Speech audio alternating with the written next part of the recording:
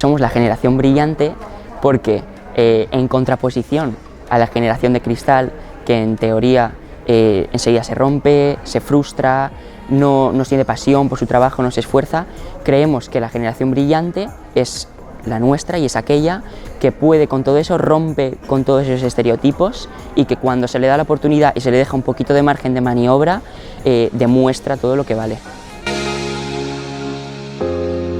Somos una generación brillante, una generación curiosa, ambiciosa. Somos una generación que promete para el futuro. No por nada nos dicen que somos una de las generaciones mejor preparadas.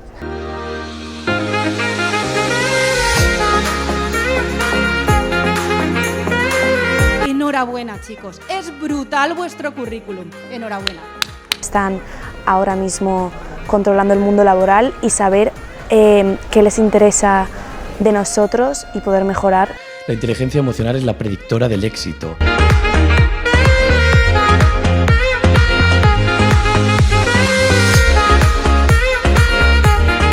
Enhorabuena, CEU. A mí me da mucha rabia cuando os llaman Generación de Cristal. Me da mucha rabia. Así que enhorabuena por hacer un evento que se llama Generación Brillante, porque lo sois. No son la generación de cristal. No son frágiles y no son dependientes. Son la generación brillante. Sobre estos tres pilares, actitud, competencias y vocación, inician un movimiento transformador en el que queremos contribuir y al que os pedimos que os suméis.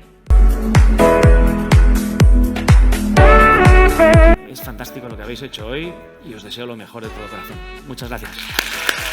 Somos nativos digitales, creativos y competentes, resolutivos y comprometidos con el medio ambiente y con la sociedad. Y al mismo tiempo valoramos sin complejos nuestro tiempo libre, nuestro ocio y nuestra vida privada, para poder compartirlo. Queridos compañeros de mesa, empresarios y directivos valencianos, nos sentimos orgullosos del ejercicio que hemos realizado esta mañana con vosotros.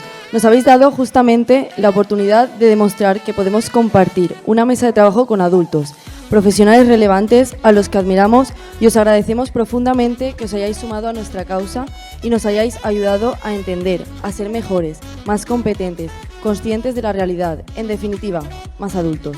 Y en la premisa de que hay tres pilares para un futuro esperanzador, los pilares de nuestra generación brillante. Actitud, competencia y vocación.